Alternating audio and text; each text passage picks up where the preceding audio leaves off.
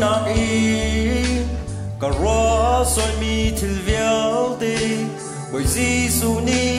ngà lâu ít hà mò cả mi nông si nạc ý cả to rồi mi thil véo đi bởi Giêsu ni ngà lâu ít hà mò dây dòng véo đi sờ tu bồi ba nang namaya dây men tu ko silo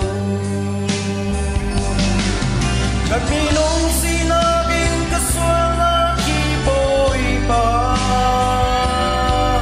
kagajam lo ta sang ter kapigo la cho bi boy pa Giêsu kay ganun lấp trôi du năng sẽ câu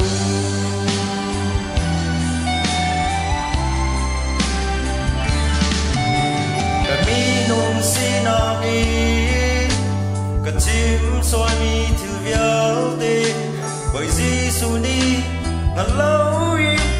hà mò cả mi nông xin nạc ý cả dấu xoay mi thử véo tê bởi Giêsu ni ngàn lâu ít hà mò dây dòng viết để sờ tu bồi ba nang namaya dây men tu ko selo kami nung sinaging kaswala ki boy ba gangan siyang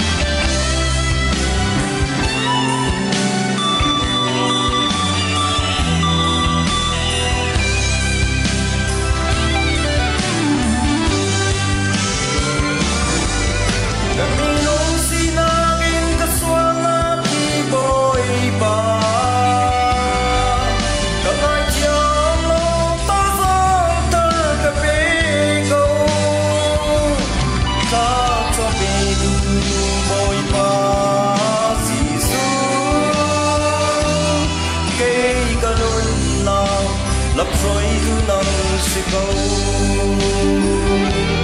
gây cả đôi na lấp trôi du năng sẽ câu